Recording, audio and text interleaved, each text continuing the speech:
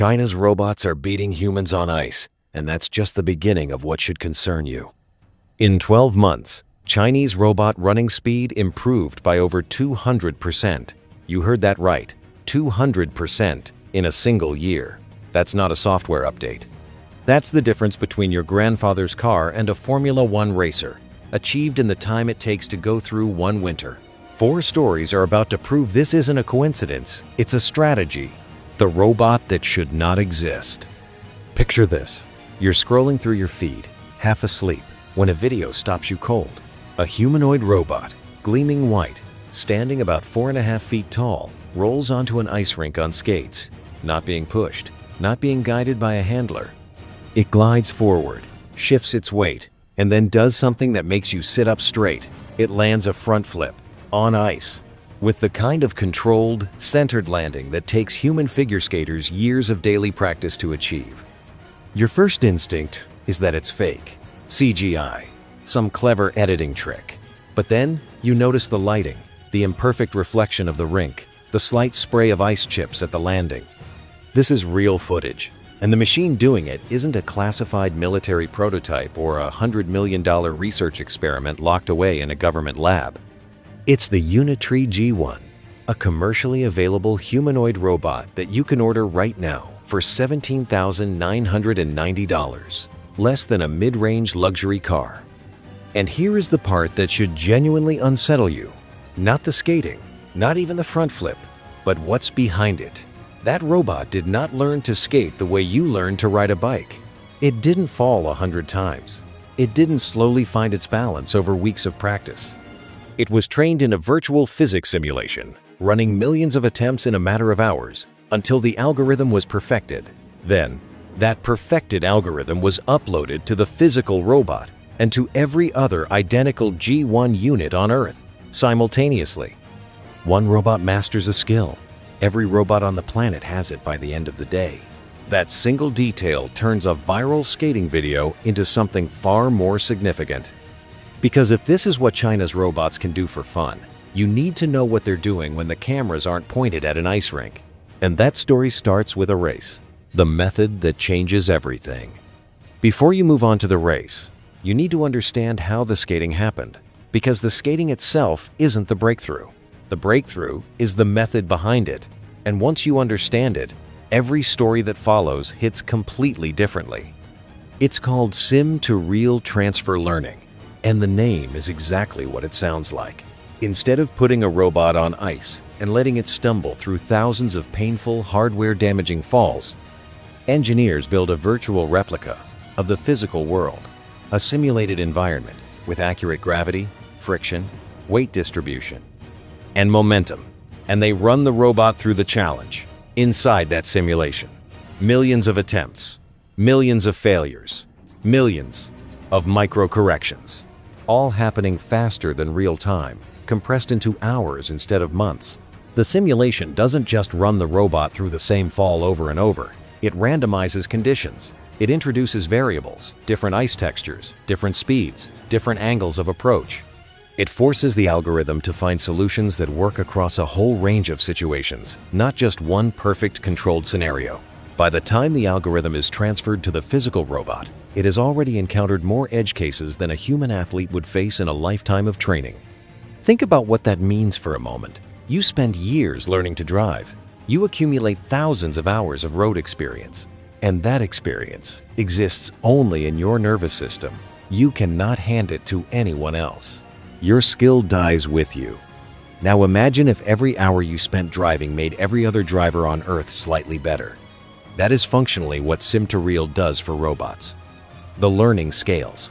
The hardware doesn't need to. But here's the part that should keep you up at night.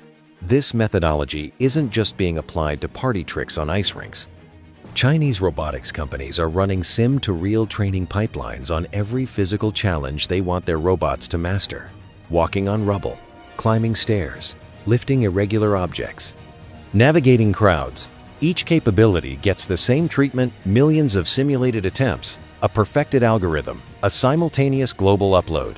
The skating video is the most visually striking proof that this method works, but it is nowhere near the most consequential demonstration of it.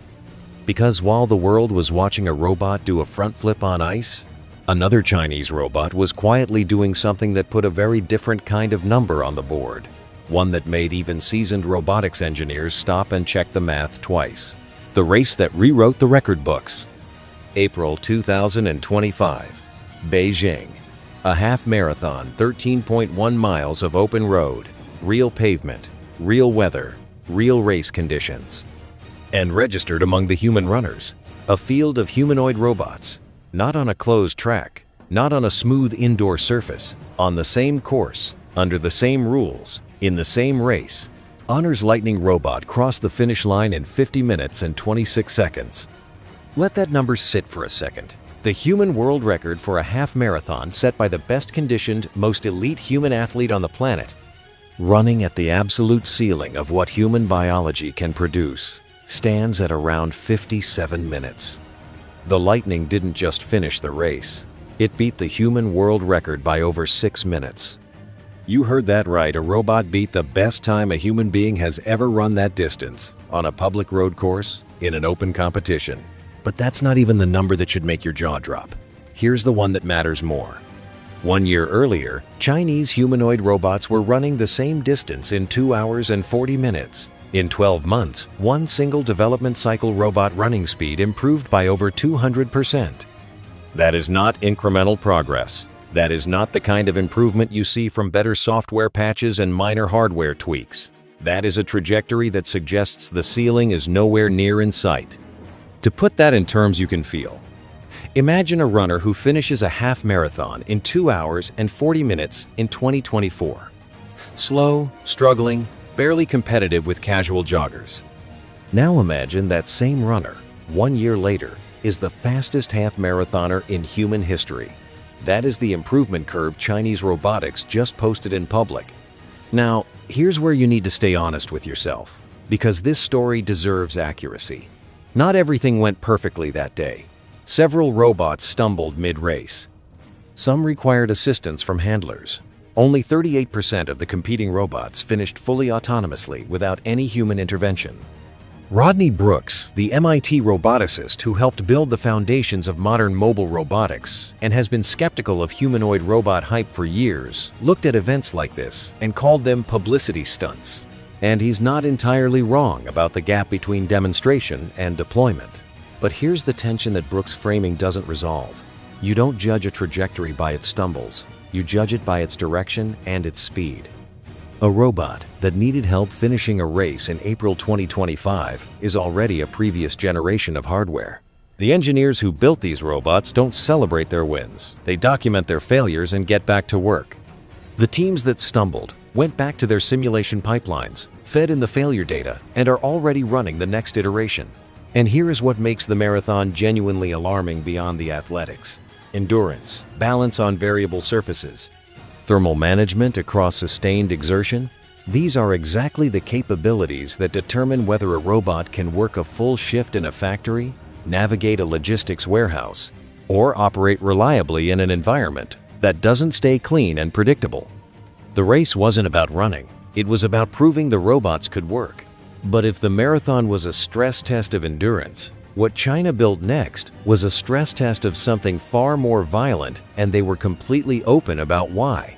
The fight club nobody saw coming. February 2026, Shenzhen, China.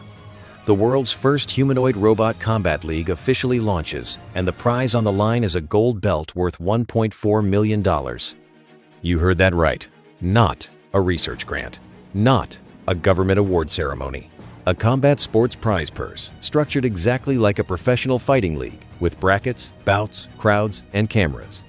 The robots stepping into that arena are Engine AIT 800 units, and what they do in the ring is not the clunky, slow-motion shoving match you might picture when you imagine robots fighting. These machines execute side kicks with snapping speed. They perform 360-degree aerial rotations. They absorb impact, recalculate their center of mass mid-fall, and recover to a fighting stance. Watching it feels less like a robotics demonstration and more like a martial arts film, except nothing is being edited and nothing is being faked. Now here is the detail that elevates this from spectacle to strategy. The Chinese engineers running the Combat League didn't shy away from explaining exactly why they built it. They stated openly on record that combat testing accelerates their development cycles by 30%. Not, "We think it might help." Not, "We're exploring the possibility." 30% faster development. Confirmed. Announced. Published. Think about what that admission tells you. They are not building a fight club because it generates views.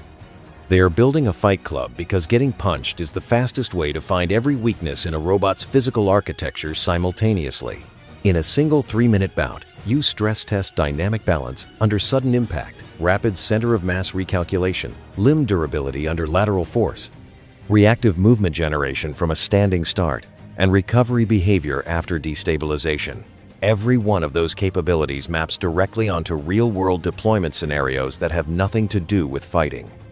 A robot that can recover from a kick to the torso in a combat ring can recover from an unexpected collision on a factory floor. A robot that can execute a spinning aerial rotation and land cleanly can navigate an uneven surface without falling. Combat isn't a detour from useful robotics development. For Chinese engineers, it is the most efficient path through it. Now hold that philosophy up against how the West develops robots. Boston Dynamics produces careful, methodical, heavily documented engineering. Their Atlas robot is genuinely extraordinary. But the pace is deliberate years between major public capability demonstrations, development cycles measured in careful increments. The Western approach produces papers, patents, and cautious progress. China built a fight club and called it an R&D accelerator. One approach optimizes for rigor, the other optimizes for speed. And in a race where trajectory matters more than today's position, the difference between those two philosophies is not academic. But the Fight Club was still just one arena. What China built next was big enough to fit 500 robots, 280 teams, and 16 countries inside it. And they called it the Olympics. The Olympics nobody invited you to watch. August 2025, Beijing. The inaugural World Humanoid Robot Games, the world's first robot Olympics. And the numbers alone tell you this was not a trade show with velvet ropes and press badges. 500 humanoid robots, 280 competing teams, 16 countries, 26 disciplines, 26. Let that sink in for a moment. This wasn't a single capability showcase where engineers wheel out their best machine, have it do one impressive thing, and take a bow. The organizers built an entire competitive framework designed to test everything a humanoid robot can do and then stress-tested every dimension of that simultaneously. Boxing, football, tai chi, marathon running, obstacle courses, balance, challenges. Each discipline probing a completely different physical capability profile, each one exposing a different set of weaknesses for every team's engineers to take home and fix. Think about what tai chi demands from a robot. Slow, deliberate, precisely controlled movement, fine motor coordination. Postural balance at low speeds, which is actually harder than it sounds, because slow movement removes the momentum that helps stabilize a moving body. Now think about what boxing demands. Explosive speed, impact absorption, split-second reactive decision-making. These two disciplines require almost opposite physical architectures to execute well. The fact that both were included in the same competition tells you exactly what the organizers were measuring. Not whether Chinese robots are good at one thing, but whether they are becoming capable across everything.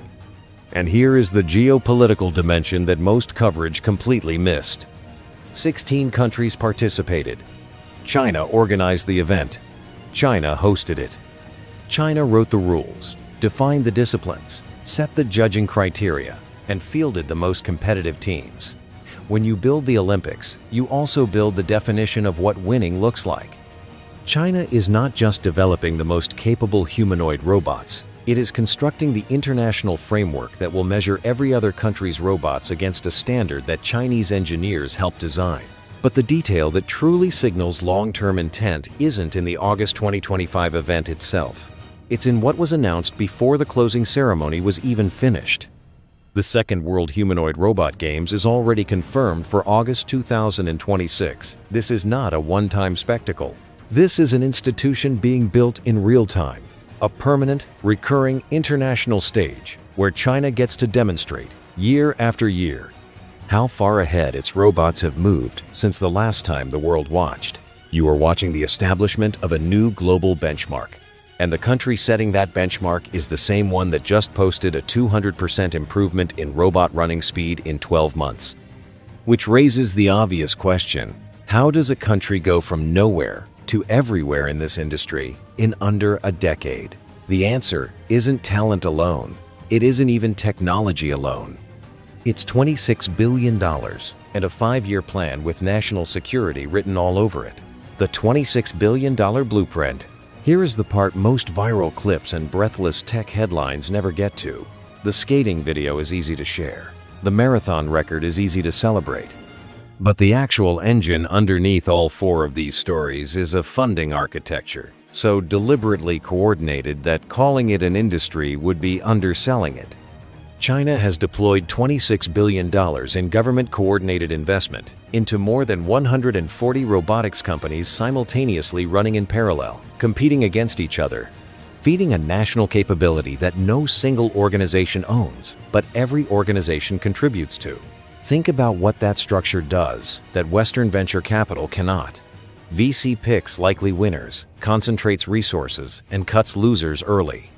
That produces excellent companies, but maybe a dozen serious experiments at any given time. China's model runs 140 experiments simultaneously. It can afford for 60% to fail completely and still end up with more breakthrough capability than the West's most successful concentrated bet. And the strategic outcome is explicit. China's 2026 to 2030 5-year plan identifies humanoid robotics as a national security priority, the same category as semiconductors and military modernization. When a government puts something in that category, every institution reorients around it. Universities redirect research, manufacturers retool supply chains, military planners start writing procurement specs. The result is now showing up in market research. A London-based research firm ranked 3 Chinese companies as the only first-tier vendors of commercially deployed general-purpose humanoid robots globally. Not in demonstrations, in factories, on floors, doing real work right now. But before you walk away convinced China has already won, there is one voice you need to hear, and what he said should give you genuine pause. The smartest skeptic in the room. His name is Rodney Brooks, and if you don't know who he is, you need to, because his opinion carries more weight than almost anyone else you'll find commenting on this topic online. Brooks co-founded iRobot. He helped build the Roomba. He spent decades at MIT shaping the foundational thinking behind modern mobile robotics. He is not a journalist looking for clicks. He is not a politician looking for a soundbite. He is one of the most credentialed robotics minds alive, and he looked at the World Humanoid Robot Games and called it a publicity stunt. He's not alone in that reading. Go back to the Beijing half marathon and look at the actual numbers honestly. Only 38% of the competing robots finished fully autonomously. The rest needed human intervention at some point during the race. Honor's Lightning Robot, the one that posted the record time, crossed the finish line impressively, but other units stumbled, stopped, and had to be guided back on course by handlers walking alongside them. The gap between a controlled demonstration and reliable real-world deployment is enormous. A robot that lands a front flip on a prepared ice surface in a staged video is not the same machine as a robot working a 10-hour shift in a factory with variable lighting, unpredictable obstacles, and zero tolerance for failure. China has not closed that gap. Anyone telling you the robots are already here, already capable, already replacing human workers at scale, they are getting ahead of the evidence. Brooks has been right before, when the rest of the world was too excited to think straight. You owe it to yourself to take his skepticism seriously. But here's what his framework doesn't account for, and this is where the story gets truly uncomfortable. The argument Brooks can't answer. Brooks is right about today. The question is whether he is right about the trajectory, and that distinction is everything. Go back to 3 variables that his skepticism doesn't fully account for: trajectory, investment scale, and the sim-to-real methodology, and look at what they produce when they compound together. Start with trajectory. From 2 hours and 40 minutes to 50 minutes and 26 seconds in 1 year is not normal engineering progress. Normal engineering progress is shaving seconds off a benchmark through careful iteration. What China posted is a 200% improvement in 12 months, a compounding curve, not a linear one.